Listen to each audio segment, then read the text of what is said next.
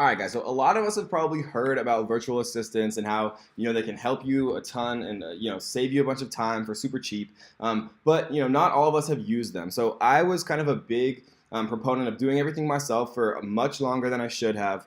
Um, and I started to realize, as my businesses have grown, that really the most valuable commodity in your life is time. And like, existentially, as existentially aside, just from a strictly monetary or business perspective, the more time that you can devote to the value add, the 20% of your business that's producing 80% of your profits or revenue or whatever you want to track, the better. And so what we want to do is we want to actually try to as quickly as possible, eliminate the need for us to do specific tasks, such as customer service, right? Anything kind of tedious or manual, like exporting orders and sending them to your supplier, fulfilling orders using Oberlo, answering any type of, support at golfninjas.com emails or any drift messages. And so let's talk again really briefly about how to find a virtual assistant. So Upwork is the best way to do this. And so we're going to go just virtual assistant here, and we're going to set some filters. So I like I like to have fluent or conversational. Fluent is pretty good for English. $10,000 earned, 90% or up on the success rate. We like 10 and below for hourly rate here, 1,000 hours billed, and activity within the last 2 weeks. So basically the most specific, kind of filters that we can possibly apply. So we want them to be the best of the best. So we see that there's some $5 to $8 here. There's some $9 here. It depends on your price range. I found incredibly sharp people who are very loyal that I trust in my bank. In my PayPal, in all of my most important kind of areas of my life and my business. And I the most successful and most talented person that currently works for me is I'm paying him $4 an hour, which is it's a reasonable wage in the Philippines when you get to work from home, right? And so some people like that freedom, and they're probably making more than a lot of people over there who may or may not have as much work opportunity. So these prices that you see here are not steadfast. Like there's always room to negotiate. And so what I would do is I would probably just create a job here. And so I'd post a job, and I'm just going to make a new one just so I can show you guys exactly how to do it. So I want to create a new job post next. We're going to call this needed e-commerce virtual assistant. We're going to go to next. And customer service is the main thing that we need it for. So email support's fine. And we're going to put the same thing, needed e-commerce virtual assistant. Answering customer support emails and chats and fulfilling orders via Shopify/Oberlo. I will instruct you how to do this beforehand. Don't worry, right? Because you don't want anybody to feel like overwhelmed. Okay, so chat, email, any specific languages, English. I want to hire one freelancer. You should put yes, you've hired for this type of work before, or else they sometimes will try to help you, and it's kind of annoying.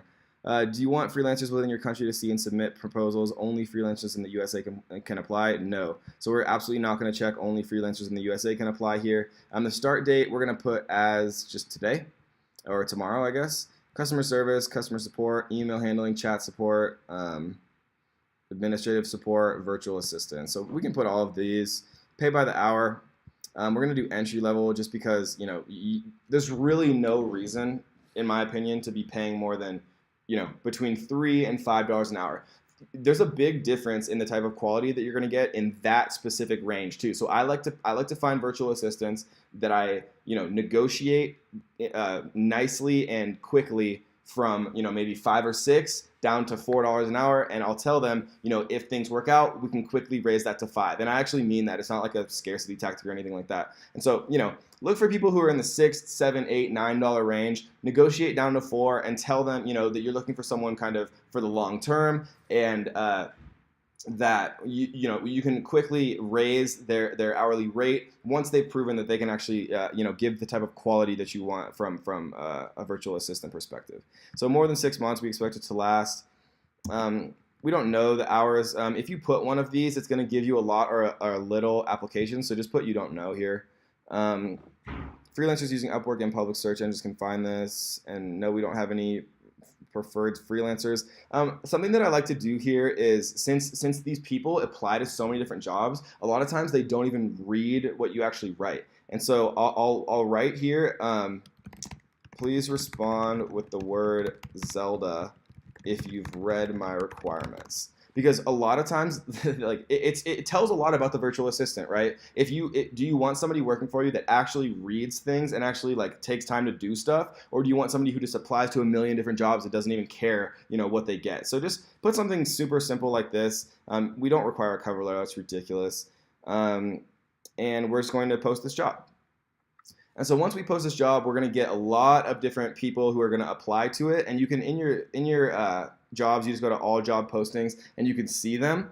But another way we can do it is we'll just go to filters. Sorry, we have to do this again really quick because it erased. We're going to put all the same filters here. And what we can do now is we can just literally go through these. And if we like what we see for some of these, this person looks like they speak German. If we see something that specifically that we're looking for, we can actually just go invite to job, and literally it'll invite them to the job we just created. So and one last thing that I want to talk about from a Upwork perspective, if you've never hired a virtual assistant. So what we see here is this is an actual person. So Rubinor is one person.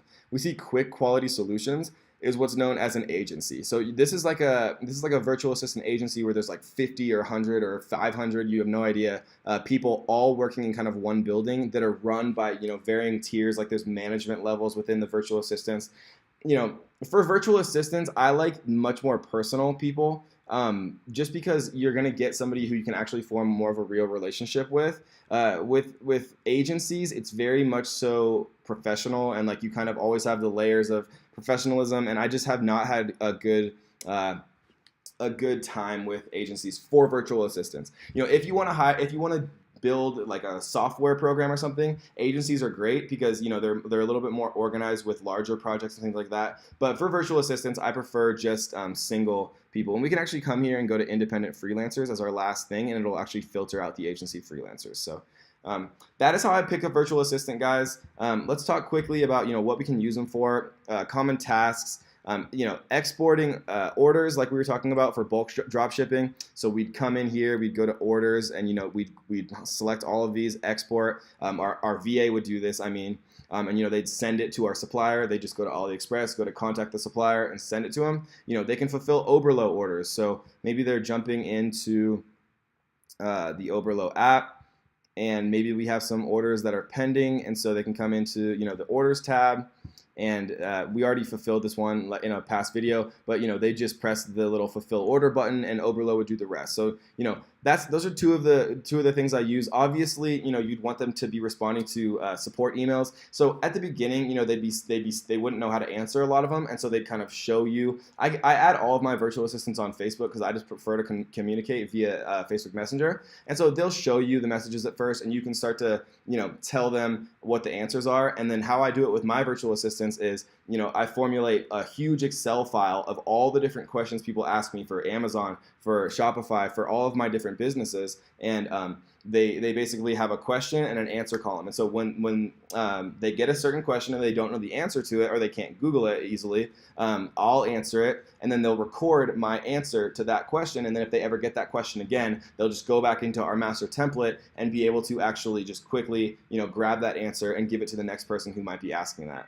Obviously, we want them to be answering drift messages. And one thing that they can do is they can find suppliers and or products. So if you identify a niche, you can have them do some basic product research for you. I wouldn't outsource the entirety of that just because it's so important. But finding high quality suppliers just by kind of going through the motions, reaching out to maybe 10 different suppliers for cat jewelry, and just kind of asking them, our template that we send out as far as like what their minimum order quantity is, if they will send you samples and things like that.